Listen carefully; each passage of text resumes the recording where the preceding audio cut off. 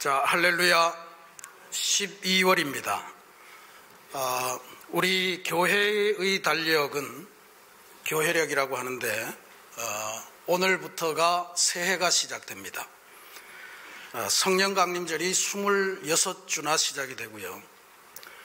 그리고 성령 강림절이 끝나면서 강림절이 시작이 되는데, 강림절이라고 하는 것은 내려오심을 기념하는 절기다, 이런 뜻입니다.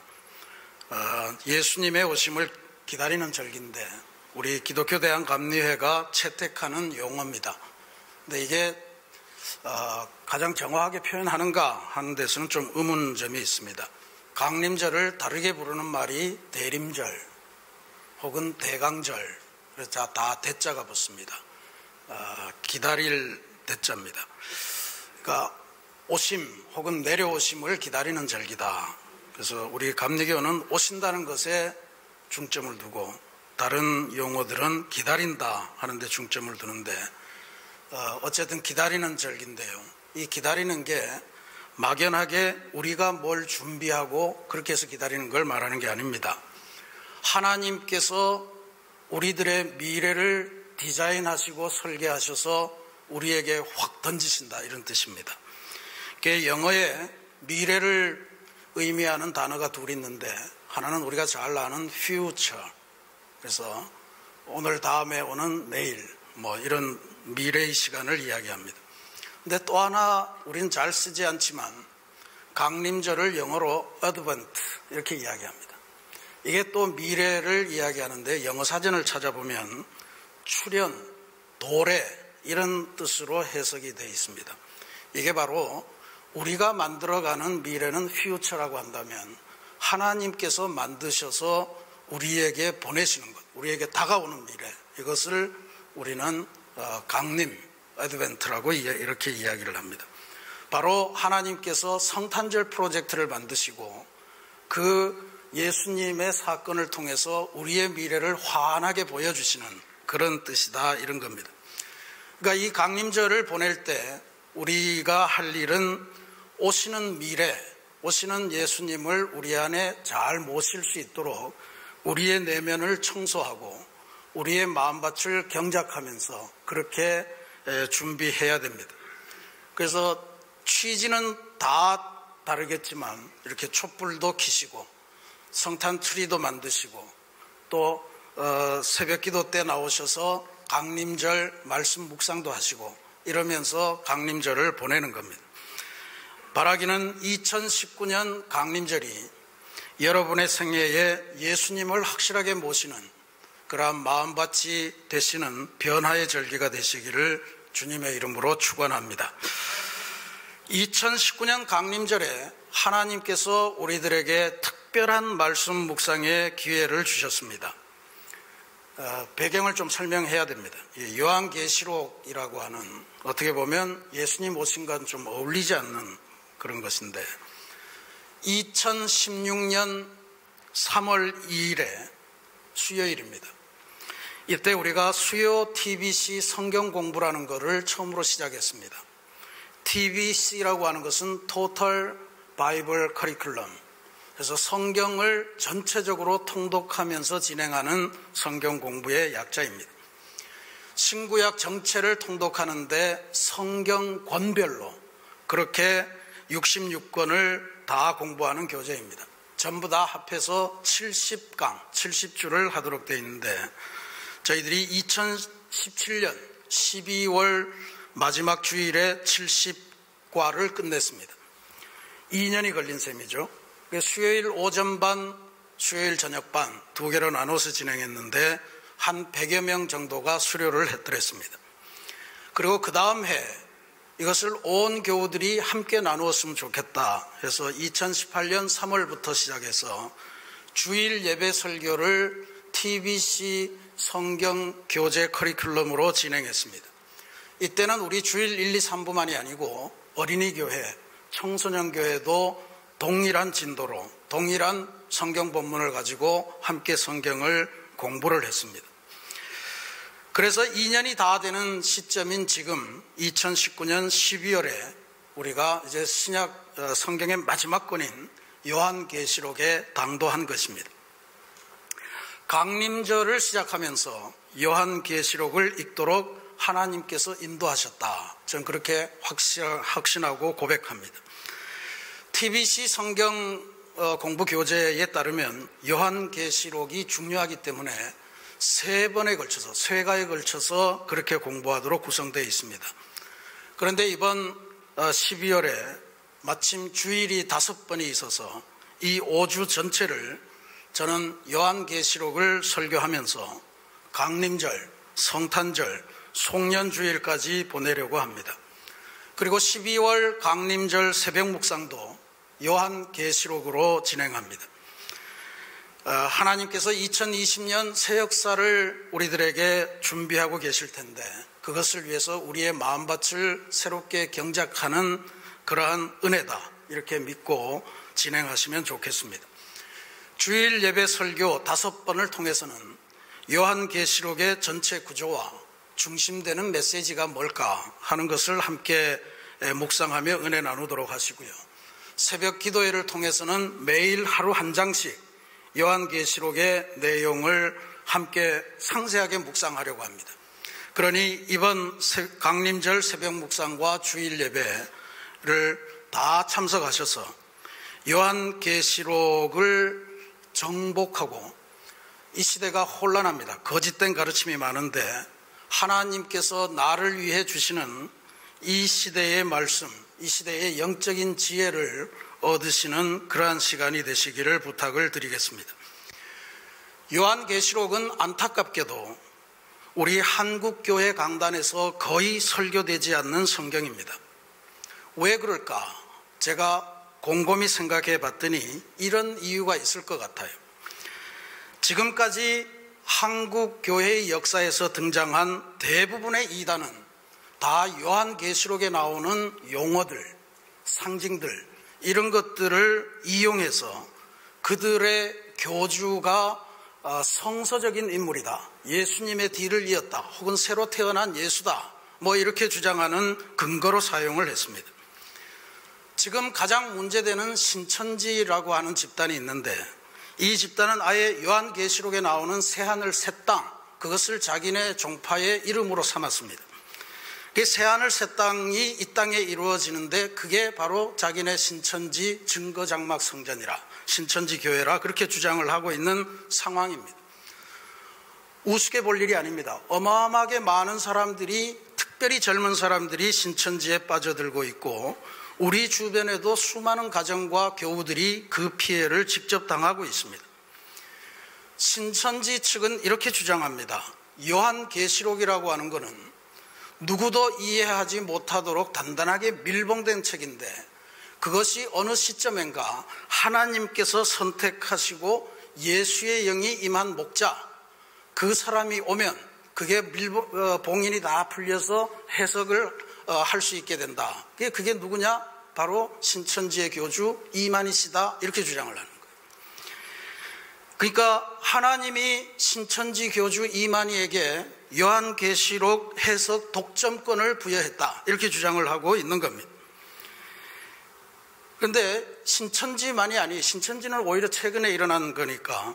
그런데 신천지가 출생한 그 배경, 그 구석구석을 쭉 쫓아가 보면 우리나라 이단의 총본산이라고 할 수 있는 한 사람이 나옵니다. 박태선이라고 하는 장로입니다. 이 박태선이라고 하는 분, 한때 감리교 장로였다고 그러는데 이 사람이 천부교 혹은 우리에게는 전도관이라고 하는 걸로 더 잘 알려져 있습니다. 아마 여기 많은 분들이 어린 시절에 전도관에서 하는 프로그램에 따라다녔을 거예요. 노래도 부르면서. 근데 이 박태선 장로는 요한계시록을 읽다가 요한계시록 11장에 나오는 두 감람나무, 그 중에 하나가 자기다, 이렇게 계시를 받았다 그럽니다. 그리고 그때부터 동방의 감람나무 박태선 장로, 그렇게 해서 신앙촌을 만들고 아주 그렇게 했습니다. 또 우리에게 수많은 여대생들을 농락하고 그러고 도망 다니다가 체포돼서 지금은 구금되어 있는 정명석이라는 사람이 있습니다. 이 사람은 자신의 영어 이름 이니셜 정명석 JMS, 이것이 Jesus Morning Star 이렇게 주장하면서 요한계시록 22장에 나오는 광명한 새벽별이 바로 자기 자신을 가리키는 것이라 이렇게 주장을 하고 교인들을 현혹시켰습니다. 그 외에 계시록에 등장하는 두 증인, 이긴 자 이런 말들을 전부 다 자신들의 교주 혹은 교주인 자기 자신을 수식하는 그러한 용어로 사용하게 됐습니다.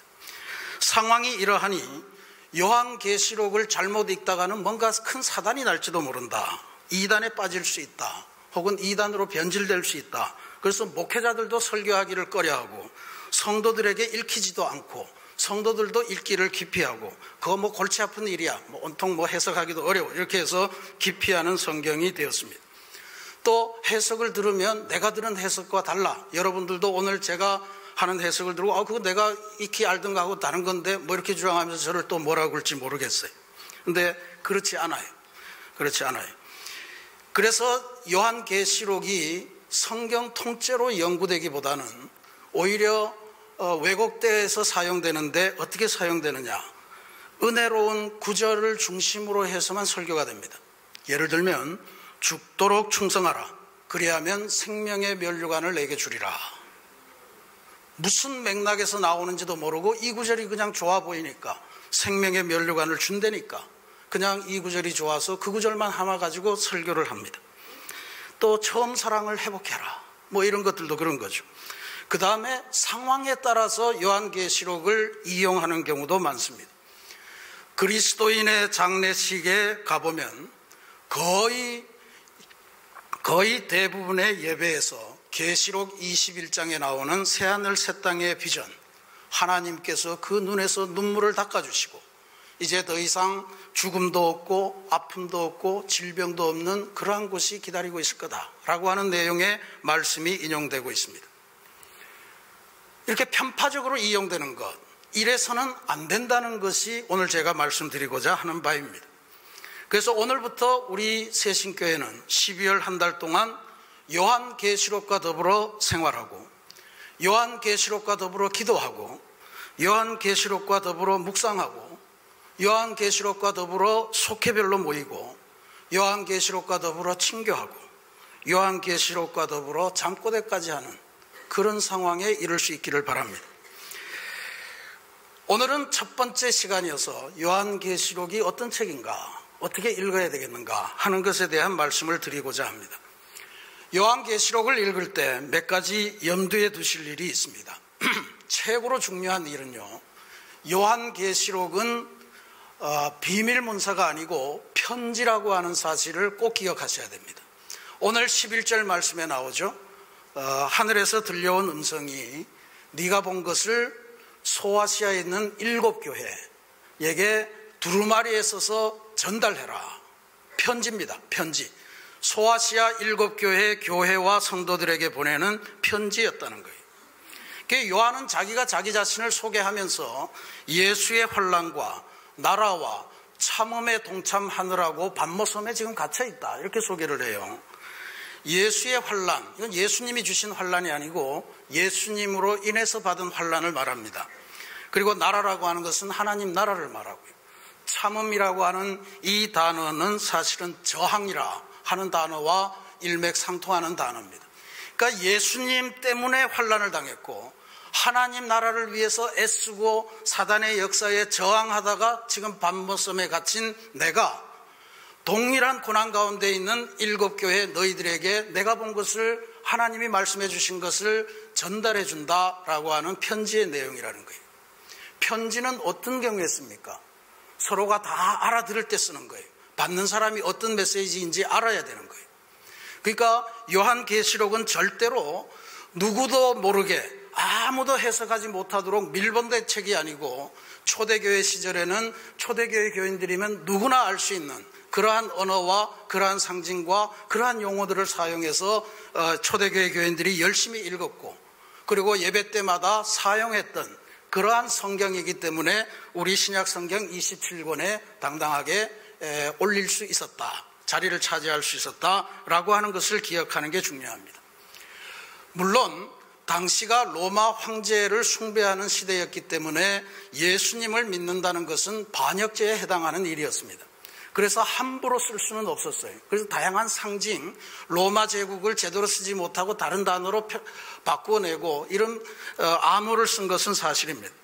예를 들면 이런 암호가 있어요. 초대교회 교인들이 아주 유명하게 썼고 오늘 우리들도 알고 있는 암호입니다. 이런 거 보셨죠? 차 뒤에 이런 거 많이 붙이고 다니시죠? 이런 거 붙이고 다닐 때 운전 조심하셔야 됩니다. 잘 하셔야 돼요. 새치기 하지 마시고 과속하지 마시고. 저게 물고기예요. 저 안에 담긴 단어가 무슨 단어냐면 익투스, 물고기라고 하는 헬라어 단어입니다. 근데 저 익투스를 왜 저렇게 초대교회 교인들이 좋아했는가? 저 단어 하나하나가 이런 이야기예요. 앞에 있는 맨 첫 글자부터 시작해서 이에수스, 그 다음에 X는 크리스투스, 그 다음에 이 골뱅이 같은 거는 테우스, 하나님이라는 뜻이. 또 Y로 되어 있는 것은 U로 읽는데 휘오스, 아들이라는 뜻입니다. 그리고 마지막에 시그마라고 하는 이 단어는 소조메테, 구원자라고 하는 뜻입니다. 그러니까 예수 그리스도는 하나님의 아들이요 우리의 구원자이십니다 라고 하는 단어의 앞글자를 다 따니까 물고기라는 단어가 나오더라, 이런 이야기예요. 그래서 초대교회 교인들이 서로 만나면 누군지를 알지 못하잖아요. 그래서 그 앞에서 물고기를 이렇게 그리면 당신도 그리스도인이군요. 그래서 서로 교제를 나누고 그때부터 비밀을 공유하고 이렇게 됐다, 이런 이야기. 요한계시록도 이와 같은 형태로 읽어야 됩니다. 교인들은 다 아는 이야기예요. 근데 로마 당국만 몰라요. 그게 비밀이라고 하는 거지. 누구도 알지 못하게 밀봉이 됐고 어느 날 누가 나타나서 해석해주고 이런 게 아니다, 이런 이야기. 평범한 편지였다. 두 번째로 기억하셔야 될 거는 요한계시록에 나오는 다양한 상징들이 있습니다. 나무도 있고 짐승도 나오고 숫자도 나오고 아주 복잡하게 그렇게 나와요. 근데 이런 상징들과 용어의 대부분은 구약 성경에서 그대로 인용된 것이고 살짝 변형되어서 인용된 것이다 라고 하는 것을 기억하셔야 됩니다. 그러니까 우리가 알지 못할 게 아니에요. 성경 공부를 잘 하시면 그냥 쉽게 이해되는 그런 이야기들이다 라고 하는 이야기입니다. 특별히 구약 성경에서 다니엘서는 구약 성경의 계시록이라고 알려져 있는 그런 말씀이에요. 다니엘서와 에스겔서에서 많이 인용이 되어 있습니다. 오늘 우리가 봉독한 13절 말씀에 촛대 사이에 서 있는 인자 같으니, 그 다음에 14절에 그의 머리에 털의 희기가 흰 양털 같고 눈 같으며 그의 눈은 불꽃 같고 이런 표현. 15절에 인자의 발이 풀무불에 단련한 빛난 주석 같은 이런 표현들은 다 다니엘서에서 나오는 그런 표현들을 그대로 차용한 거나 약간 변형한 겁니다. 주님의 음성이 많은 물소리 같다 라고 하는 것은 에스겔서에서 하나님이 등장할 때 등장하는 그런 표현입니다. 그 외에도 출애굽기, 시편, 이사야에 나오는 하나님을 상징하는 표현들, 이를테면 오른손, 주님의 오른손, 이런 것들은 구약에서 아주 유명한 하나님의 의로우심, 하나님의 권능을 상징하는 그러한 표현들입니다. 그러니까 구약 성경에서 예언된 것이 지금에 와서 실현되고 있습니다 라고 하는 것을 가르쳐주는 것이 요한계시록의 큰 의미입니다. 무슨 비밀 문서를 만들어서 아무도 못 알아보게 이런 게 아니란 이야기예요. 세 번째로, 이게 오늘날 요한계시록의 제일 어려운 문제인데요. 요한계시록은 이 세상이 종말되는 과정이 어떠한 것인가를 보여주는 그러한 프로그램으로 우리에게 나타났다, 이렇게 이해하는 겁니다. 그래서 지구가 어떻게 멸망할까? 지진이 막 나고 쓰나미가 오고 이러면 이게 지구의 종말이 다가온 건가? 이렇게 해석하는데 요한계시록은 그런 거에 관한 책이 아닙니다. 얼핏 보면 그렇게 볼 수도 있습니다.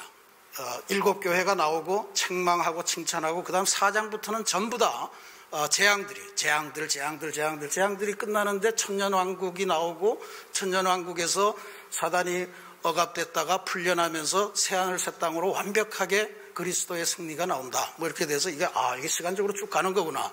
이렇게 생각할 수 있는데 그렇게 보시는 것이 요한계시록의 문제입니다. 근데 이 시간적으로 보는 것을 강조하는 사람들이 주목하는 구절이 바로 19절 말씀이에요. 19절 말씀에 그러므로 내가 본 것과 지금 있는 일과 장차 될 일을 기록하라. 그러니까 내가 본 것이라고 하는 것은 이미 봤으니까 과거, 지금 있는 일은 현재, 그리고 장차 될 일은 미래. 그러니까 이게 이렇게 가는구나, 이렇게 생각을 할 수가 있어요. 근데 많은 신약학자들이 이 구절이야말로 한국 성경이, 한국어 번역이 대표적으로 잘못 번역한 그러한 부분의 하나다, 이렇게 주장을 합니다. 이렇게 번역해야 맞다는 거예요. 뭐 접속사 이런 거를 잘 사용하면 이런 이야기입니다. 그러므로 내가 본 것, 컴마하고요, 내가 본 것, 즉 지금 있는 일과 장차 될 일을 기록하라. 그러니까 요한이 하나님을 통해서 환상을 본 게 있는데 뭘 봤냐 하면 지금 있는 일과 장차 될 일을 봤다는 이런 이야기. 지금 있는 일이 뭐냐? 소아시아의 7교회, 초대교회 성도들이 당하고 있는 그 현실을 보여주신 거예요. 그게 책망할 일도 있고 칭찬할 일도 있고 이런 거예요. 열심히 싸우고 있는 와중에 있고, 어떤 경우는 배교하려고 막 흔들흔들하고 이런 경우인데, 이 지금 소아시아 7교회의 운명이 어떻게 될 거냐, 장차 될 일을 보여준 거예요. 이 싸움이 어떻게 결말이 날 거냐 하는 것을 기록하라, 보여줬다, 이런 말씀을 하고 있는 겁니다. 그러니까 요한계시록이 지구가 어떻게 멸망할까, 이 역사의 종말이 어떻게 올까, 이런 것에 대한 말씀으로 읽으면 안 되고, 오히려 지금 고난당하고 있는 소아시아의 7교회, 이 7교회는 단순히 그 7교회만을 말하는 게 아니에요. 7교회는 7이라고 하는 것은 대표적인 숫자예요. 전체 교회들이 당하고 있는 고난의 세월, 이 한복판에서 견디고 있는 이 교회의 운명이 어떻게 될 것이냐. 결국은 하나님의 어린 양, 하나님의 어린 양이 모든 사단들을 제압하고 궁극적으로 승리하게 되니까 배교하지 말고 끝까지 주님의 손을 붙들고 승리하라, 전진하라, 배신하지 말라 하는 메시지를 주는 것이 요한계시록의 말씀이라는 거예요. 이 세 가지를 먼저 전제하고 보셔야 됩니다. 그러면 이제 우리가 읽을 요한계시록이 어떤 내용인가, 물론 앞으로 상세하게 보겠습니다만 첫 시간이니 계시록의 구조, 목적에 초점을 두고 한번 보겠습니다. 이렇게 구성이 되어 있습니다. 서론이 있고 소아시아 7교회에 주시는, 우리가 잘 아는 말씀입니다. 요한계시록 여기까지만 읽죠. 그 중간에 퍽 띄어서 나중에 21장 가서 새하늘 새 땅을 보고 보통 그럽니다. 근데 실제로 소아시아 7교회에 보내는 말씀이 있고, 중간에 보면 아주 복잡하게 보이는 환상들이 나타납니다. 7인의 환상, 7인이라고 하는 도장인자예요. 7도장의 환상, 그 다음에 7 나팔의 환상, 7 대접의 환상, 그리고 최후의 심판과 천년왕국, 그리고 그 한복판에 사단과 싸우고 있는 교회의 모습, 용, 음녀 뭐 이런 것들이 막 등장해서 막 잡아먹고 막 그래요. 그리고 나서 21장에 가면 새하늘 새 땅, 새 예루살렘의 장중한 그러한 광경이 눈앞에 펼쳐지는 것처럼 보이고 22장 6절부터 결론에 도달합니다. 이렇게 보면 실제로 요한계시록이 뭔가 종말을 다루고 있구나, 이런 걸로 보실 수가 있어요. 근데 이것을 구조화시켜서 보면 조금 다른 현상이 나타납니다. 구조화시켜서 보면 요한계시록은 서론하고 결론이 앞뒤를 싸고 있어요. 여러분 댁에 가셔서 어차피 읽으셔야 되는데 서론, 결론을 비교해 보시면 거의 비슷한 구조로 되어 있습니다. 그러니까 똑같은 말의 반복이에요. 그 다음에 서론 뒤, 결론 앞에가 중요하게 뭐가 있냐면 교회라고 하는 것이 나타납니다. 그래서 소아시아 7교회, 이 땅에 있는 교회가 나타나고요. 그 다음에 결론 앞부분에는 하늘에서 이루어질 영원한 교회, 아름다운 교회, 천상에서의 예배가 나타납니다. 그리고 중간에가 이제 소위 말 많은 재앙과 환난과 상징과 이런 건데, 그 맨 한복판에 12장에서 14장까지가 뭐냐면 사단의 역사, 용이 지배하고 두 짐승이 나타나고 여인이 나타나서 잡아먹고 싸우고 하는 이 광경이 나타나요. 그리고 그 앞뒤로 7 뭐 이런 것들이 나타나 있습니다. 이렇게 구조화시켜서 보면 요한계시록의 의미를 우리가 보다 분명히 알 수가 있습니다. 하나하나 상세하게 보겠습니다. 첫 번째, 요한계시록의 서론과 결론을 빼면 바로 교회입니다. 요한계시록 전체를 감싸고 있는 것은 교회예요. 이 땅의 불완전한 교회로부터 시작해서 하늘에 있는 완벽한 교회, 하늘에 있는 완전한 교회라고 하는 것이 요한계시록의 핵심적인 그러한 구조입니다. 그러니까 요한계시록은 교회, 일곱 교회에 주신 말씀이다. 교회에 주신 말씀이 오늘 우리에게 주시는 말씀이에요. 그리고 그 안에 보면 일곱, 그 다음에 맨 한복판에 그 사단과 싸우는 모습이 나타나죠. 그러니까 이 세상에 있는 불완전한 교회를 하나님이 이 불꽃 같은 눈으로 보시면서 이 교회를 끌고 하늘의 완전한 교회로 가시겠다라고 하는 그 구조가 느껴지는 거예요. 그래서 교회라고 하는 것은 이 땅에서 불완전하고 때로는 세상으로부터 욕도 먹고 요즘 구설이 많잖아요. 그래서 이런저런 비난도 받고 하는데 그래도 하나님께서 이 교회를 붙드시고 하나님의 연단을 거쳐서 하늘나라에 있는 완전한 교회로 이끌고 가시겠다라고 하는 메시지를 우리에게 주시는 것입니다. 그래서 소아시아 7교회라고 하는 대상, 그 7이라고 하는 숫자를 통해서 이 땅에 존재하는 모든 교회들을 향한 하나님의 말씀이라고 읽으시면 됩니다. 특별히 위기에 처한 지금의 한국교회는 이 요한계시록의 말씀을 열심히 읽어야 됩니다. 열심히 읽고 하나님께서 우리를 어떻게 이끌고 가시는가, 우리 앞에 어떤 싸움이 있을 것인가 하는 것들을 상세하게 보면서 하나님의 뜻대로 가는 그러한 결단이 있어야 할 줄로 믿습니다. 두 번째로 중요한 것은 요한계시록의 내용에서 중심인 12장부터 14장까지는 교회 성도들이 사단과 싸우는 싸움의 이야기입니다. 이게 가장 중심에 있다는 것은 이게 또한 요한계시록의 중요한 메시지라는 것을 이야기해요. 우리 그리스도인들은 우리가 살아가는 삶의 현실, 신앙생활을 영적 투쟁이라, 영적 싸움이라 이런 단어로 표현합니다. 신앙생활은 그저 축복받고 그리고 승리의 위로를 받고 하는 정도가 아니고 이 땅에서 끊임없이 하나님의 뜻에 반하는 세력들과 싸워서 이기고 하나님의 말씀을 지키기 위해서 나를 갱신하고 성찰하고 그렇게 살아가는 것을 의미합니다. 그걸 우리는 영적인 투쟁이라, 하나님의 역사를 방해하는, 내가 하나님의 뜻대로 살지 못하게 만드는 사단의 역사와 끊임없이 저항해서 싸우는 그것이 우리의 신앙생활이라 이렇게 말해주고 있습니다. 내 삶의 자리에서 하나님의 뜻대로 살아가는 것은 사실 싸움이 아니면 곤란합니다. 자녀를 하나님을 따르는 믿음으로 길러낸다는 것, 그것은 심각한 영적인 싸움입니다. 여러분, 하나님의 뜻대로 자녀를 기르고 계십니까? 아니면 학교의 뜻대로, 학원의 뜻대로, 아니면 여러분의 욕심대로 자녀들을 기르십니까? 내 삶의 길을 하나님의 뜻대로 꾸준하게 걸어가는 것도 아주 귀한 영적인 투쟁인 줄로 믿습니다. 사업처에서 또 우리들의 삶의 현실에서 하나님과 돈이 싸울 때 우리는 어느 편을 드시나요? 기독교 신앙은 결코 우리들에게 현실을 잊으라고 주는 앞편이나 몰핀 같은 것이 아닙니다. 우리에게 끊임없이 깨어서 진리를 발견하고 진리대로 살아가기 위해서 거센 싸움을 해가는 것, 이것이 성도들의 삶이라고 하고, 이렇게 살아가는 사람들, 이렇게 살아가는 교회를 하나님께서 도와주시고 승리로 이끄시기 위해서 지금 오시고 계시다는 것을 알려주는 것이 바로 기독교 신앙이요 요한계시록의 내용입니다. 여러분, 이와 같은 삶을 살아가시기를 바랍니다. 그 다음에 세 번째로 요한계시록의 본론, 저 안에 있는 싸움들, 재앙들, 저 5가지입니다. 7인 도장, 7 나팔, 7 대접, 그리고 짐승과의 싸움, 천년왕국, 이런 내용들 앞으로 자세히 보시겠습니다만, 이것을 중심으로 해서 내용이 계속 반복됩니다.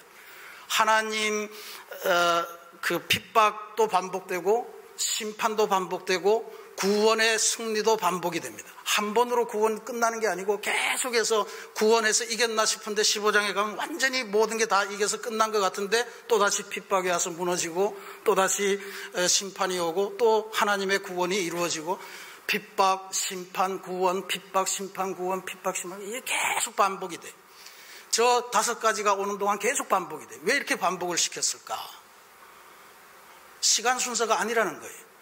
1세기 초대교회 교인들이 살아가는 삶의 현실이 너무나도 핍박적이었고 너무나도 고달팠고 너무나도 힘겨워서 싸워서 이긴 듯하면 또다시 더 큰 공격이 오고 이겼나 싶으면 더 큰 놈이 와서 또 잡아먹고 이렇게 해서 계속됐다는 거예요. 그래서 그때마다 하나님의 도우심으로 일어나고 승리하고 또 일어나고 승리하고 또 일어나고 승리하고, 이게 오늘 우리들의 삶의 현실과 마찬가지입니다.